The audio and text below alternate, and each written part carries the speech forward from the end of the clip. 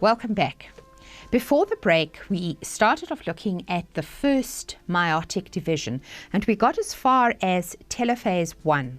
And what we saw at the end of telophase 1, that we have two daughter cells that are formed. Do you remember how many chromosomes we said were in our hypothetical cell at the start of meiosis? Do you remember that we said we're going to look at a cell that's got a hypothetical 4 chromosomes. When we get to the end of telophase 1, we have 2 chromosomes in each cell.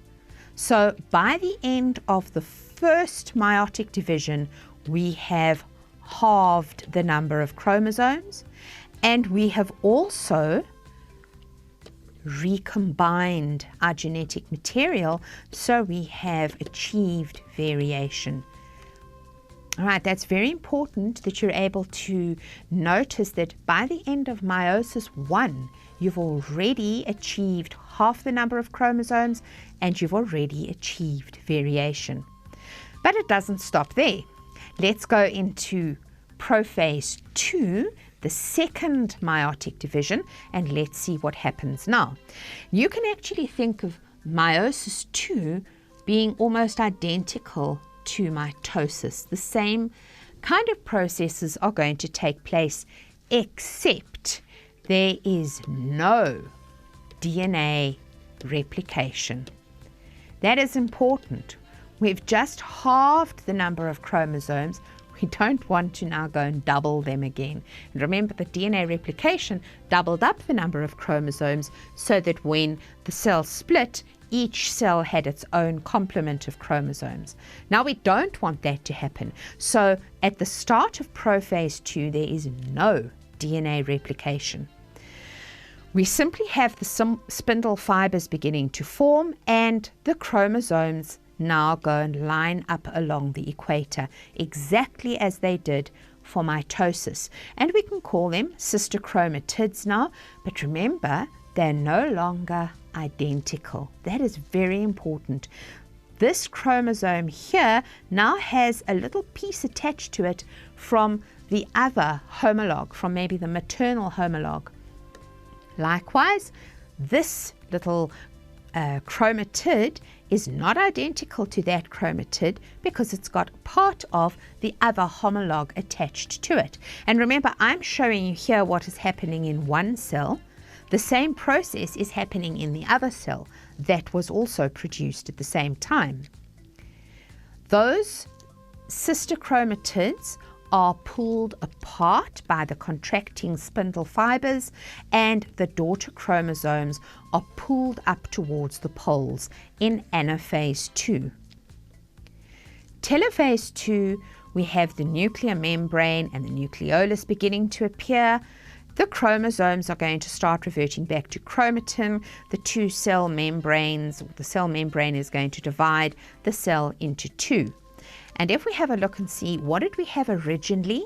Here was our original diploid parent cell. Here's our results. We have 4 haploid non-identical daughter cells. Right? In mitosis, you always had 2 cells, 2 daughter cells produced. Meiosis, we're going to have 4 daughter cells produced. They're haploid. Our original diploid parent cell had 1, 2, 3, 4 chromosomes. Each of our daughter cells has only 2. So we've halved the number of chromosomes, and they're non-identical.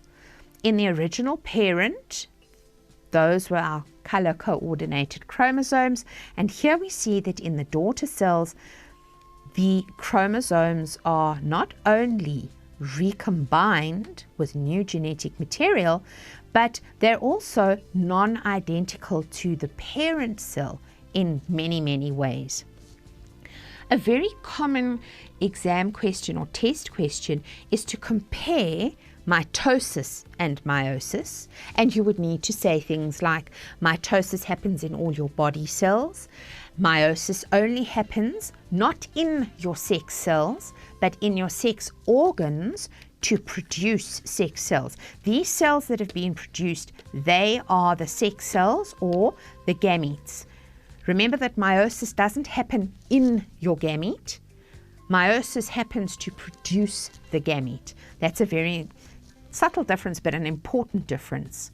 And we know that mitosis produces identical cells, meiosis non-identical haploid cells. Another common question that is often asked is to tabulate or to give some differences between meiosis 1, the first meiotic division, and meiosis 2. And here is a table that you can have a look at, and it's possibly a good opportunity for you to do some homework and revision after the lesson today, is to see if you can draw up a table comparing meiosis 1, meiosis 2. And it's simple, really.